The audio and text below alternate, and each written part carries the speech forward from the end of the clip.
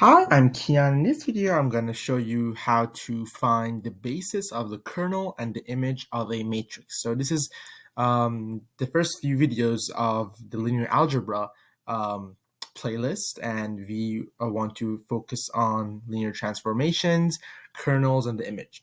Just a brief description: the kernel of a matrix is basically the domain of kind of the subspace of the matrix, and image is basically the codomain of the subspace. And the basis basically is a subspace, is a set of basically vectors that spans, in this case, the kernel and the image. And a unique fact about the basis is that all of the vectors that are in the basis are something called linearly independent.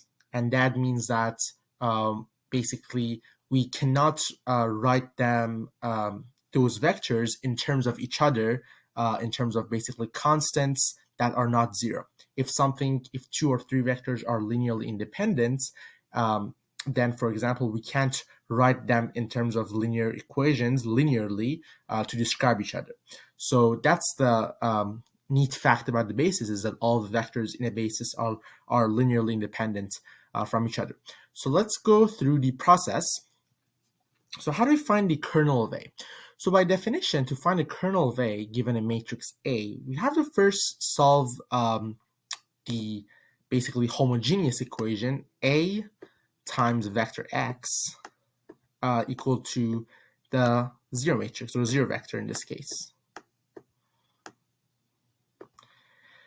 And here we have a 3 by 4 matrix, and since this matrix is not invertible, we have to go through the RREF process, or the row reduced echelon form. Now I'm not going to go through all the process. Now I'm going to cut short and tell you what the answer will be, but I'm going to make a separate video which I will go through sample examples of how to go through the whole process of basically writing the matrix in the row reduced echelon form, which is really important in linear algebra. But if we basically do all the calculations and go through the RREF process, what we get as the matrix A is basically, after doing the RREF process, is the matrix 1, 0, 0 as the first column, 3, 0, 0, 0, 1, 0, negative 1, 4, 0, and 0, 0, 0 at the end, because we're basically setting it equal to the zero vector. Now, what does this mean? So basically, this is a linear equation. This is a system of linear equation that has been written in the matrix form. We've done the REF and we found this. Now, what I'd like to do is basically write out what we have now. So after doing the row reduced echelon form, what we have for the first row is that, so each row basically is an equation. So the first row is basically the fact that x1, so I'm going to say basically there are 4 variables in this case. So we start with 4 variables, 3 equations. So after doing the RREF, we get that x1 plus 3x2, because these are all the coefficients. We have no x3 because it's 0, and then minus x4 is equal to 0. And we have a second equation, the second row, that is x3 plus 4x4 is equal to 0.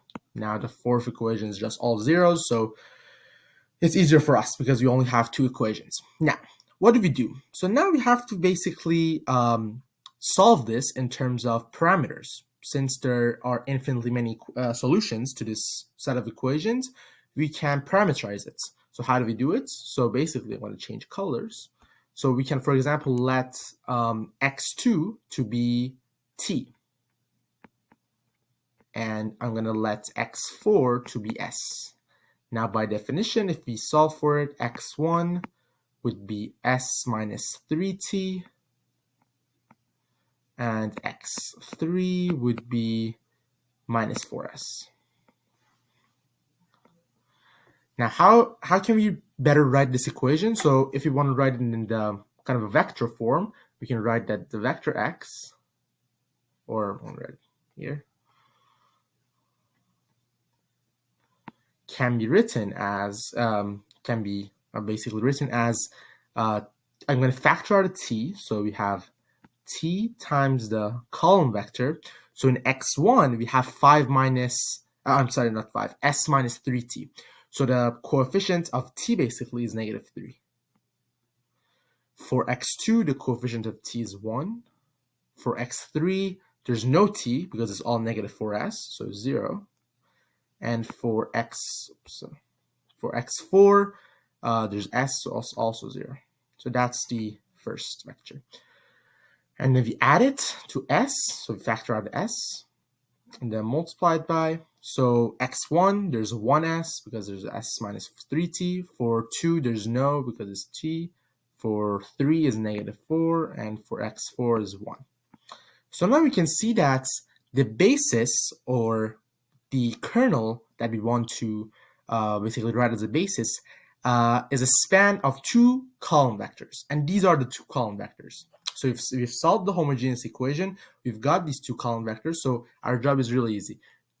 For writing the basis, let's say b, which is the basis of a kernel, this would be just a span of these 2 vectors, so negative 3, 1, 0, 0, and 1, 0, negative 4, 1.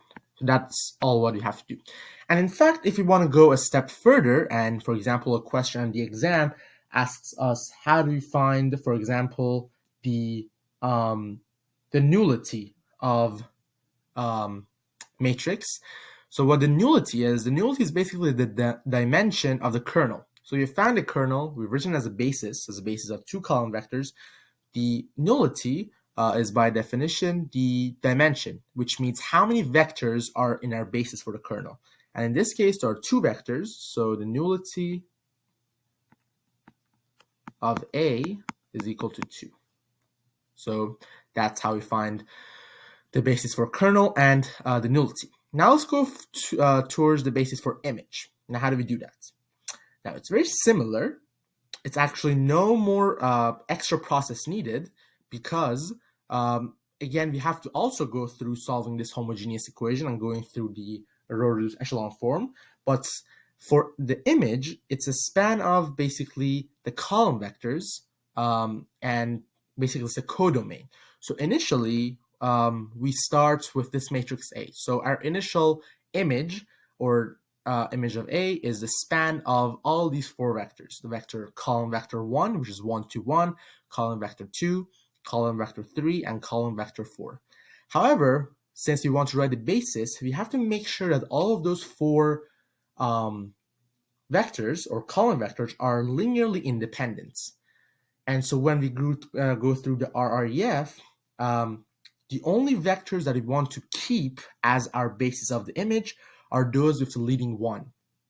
That's because those are the ones that are linearly independent. And if we go through the process that we went through to find the kernel, we can see that there are definitely linearly dependent vectors, which means that we can basically omit certain vectors and we don't really need them to write the basis for the image. For example, here we see that after doing the RREF, the only 2 columns that have a leading 1 are the column 1, which is 1, 0, 0, and column 2, which is 0, 1, 0. And in fact, we only really need the column on column 3, I'm sorry. And in fact, we only really need column 1 and column 3 to solve the rest, because if you have column 1 and column 3, for example, we can solve for column 4 and we can solve for column 2. So we don't really need them, the column 4 and column 2. So in this case, the basis of the image, again, it's a good thing to remember, is that after we do the RREF, is the columns that have a leading 1. In this case, this is this column and this column. But we don't write it as 1, 0, 0, 0, 1, 0. We go back to the original matrix. So in this case, the basis for image, I'm going to write it B sub 2, let's say, this is 1, is a span of these columns. It will be column 1, because we said it's after doing the REF, it has a leading 1, so it would be 1, 2, 1, this column vector, and the column vector 3, because also it has a leading 1 after doing the REF. The other 2, column vector 2 and 4, are linearly dependent, so we basically omit them in the written basis for the image. And we have 0, -1, and 1. And it is similar to finding the basis for a kernel. If they ask us what is the rank, again, these are good terms to know. The rank of this matrix A is basically the dimension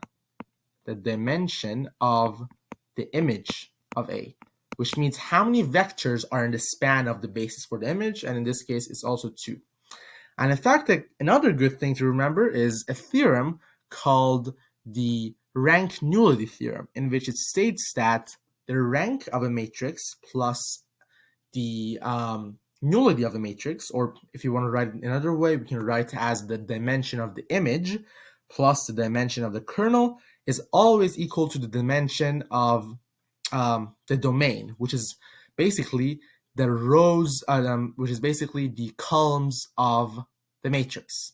So the original matrix is a 3x4 matrix, so it's an m by n matrix. So the dimension of the domain is the n, which is 4. And in fact, if we add the nullity 2 to the dimension of the image,